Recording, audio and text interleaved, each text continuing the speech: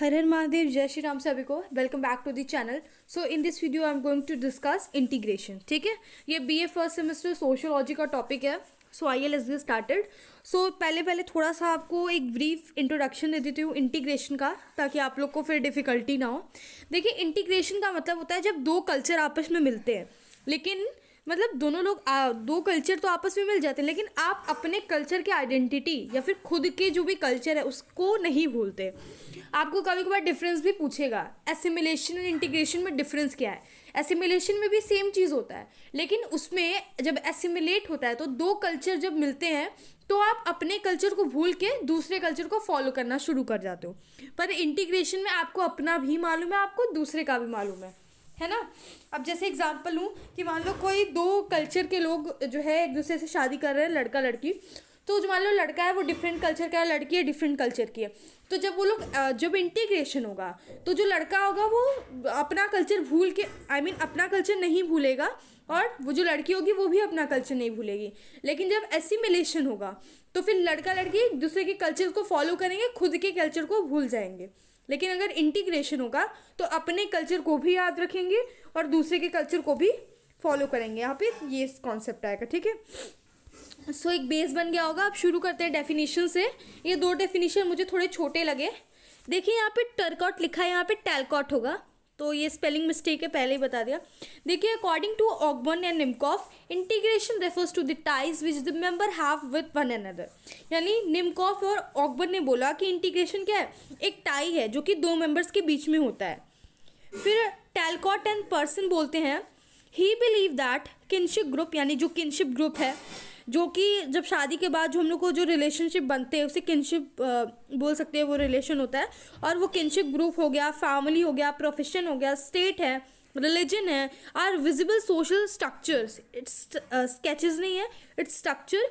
यानी जो kinship group है, family, profession, state and religion, ये विजिबल सोशल स्ट्रक्चर है। और and these perform the function of integration in various form. यानी ये जितने भी हैं ये सब लोग इंटीग्रेशन को फॉलो करते हैं, यानी खुद के कल्चर को भी याद रखते हैं और दूसरे कल्चर को भी फॉलो करते हैं। मतलब आइडेंटिटी अपनी नहीं खोते हैं अपने कल्चर की। सो कैरेक्टरिस्टिक्स की बात करें तो कॉम्प्लेक्स प्रोसेस है। क्यों? क्योंकि it is not so easy to accept any one culture very easily. It's very difficult, है ना, बिकॉज आपकी जब सोसाइटी इतनी कॉम्प्लेक्स सोसाइटी है। कॉम्प्लेक्स प्रोसेस क्यों है? बिकॉज सोसाइटी इतनी कॉम्प्लेक्स है, जो डिफरेंट डिफरेंट कल्चर्स है उसको इतनी आसानी से एक्सेप्ट करना ईजी नहीं होता। So that's why then after fulfilment of aims या फिर पर्पस, सो अपने पर्पस के लिए या फिर अपने एम के लिए इंटीग्रेशन होता है। इस्टेब्लिशमेंट ऑफ सिस्टम इस्टेब्लिशमेंट करने के लिए भी हम लोग इंटीग्रेशन का यूज़ करते हैं। और it is a continuous process जो कि चलता रहता है। हम एक दूसरे के कल्चर को फॉलो करते हैं पर अपने कल्चर को भी आगे रखते हैं। समझ में आया? लेकिन इसके कुछ प्रॉब्लम्स होते हैं। देखिए, प्रॉब्लम्स क्या है, सोसाइटी इतनी ज़्यादा कॉम्प्लेक्स है, सो इंटीग्रेशन होना पॉसिबल मतलब इतनी इजीली पॉसिबल नहीं होता। जैसे मैंने पहले भी बताया कि जब आपकी सोसाइटी में डिफरेंट डिफरेंट कल्चर्स होते हैं, जैसे इंडिया इसका बेस्ट एग्जांपल है, बिकॉज आप जिस कंट्री में रह रहे हो वहाँ पे इतनी डाइवर्सिटी है कल्चर में, तो that is why there are complexity in the society. So these are some problems of integration you can say. Cultural heterogeneity, देखिए हेट्रो का मतलब होता है डिफर, डिफरेंट, है ना। होमो का मतलब सेम, हेट्रो का मतलब डिफरेंट।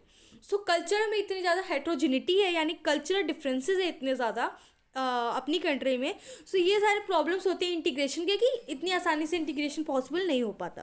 रैपिड सोशल चेंजेस, और सोसाइटी में जो सोशल चेंजेस होते रहते हैं, क्योंकि आपकी सोसाइटी क्या है, डायनेमिक है, यानी it keeps changing time to time. So हमको फिर वो चीज़ अडेप्ट करने में टाइम लगती है। सो rapid social change can be the problem of integration. ठीक है, and last tendency of persistence यानी कि लगातार, फाउंड इन स्ट्रक्चरल फॉर्म। देखिए, यहाँ पे फाउंड की भी स्पेलिंग मिस्टेक है। आई डू नॉट नो इतनी ज़्यादा स्पेलिंग मिस्टेक क्यों है।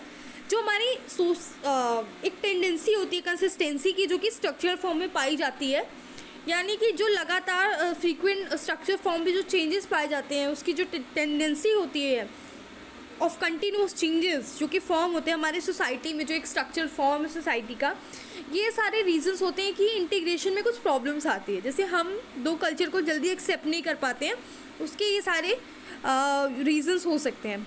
जैसे मैंने बताया कि सोसाइटी इतनी कम्प्लेक्स है, कल्चर इतना ज़्यादा है कि हम जल्दी जल्दी अडाप्ट नहीं कर पाते हैं, ऊपर से इतनी ज़्यादा dynamic society, social changes, structure form में जो टेंडेंसी होती है परसिस्टेंस की, वो फाउंड होती है. So these are some causes of integration. So I hope this is clear. ये टॉपिक ही बहुत ज़्यादा छोटा है, इसमें ज़्यादा आपको मिलेगा ही नहीं करने के लिए, लेकिन आपको डेफिनेशन याद करनी है, खुद के पॉइंटर रख रहे हैं, कैरेक्टरिस्टिक्स को डीप में डिफाइन करना है जब एग्जाम में अगर आप 5 नंबर में लिखोगे, और प्रॉब्लम्स को भी अच्छे से डिफाइन करना है. Okay, so all right, thank you so much for watching this videos. Take care, bye bye, best of luck for examination guys.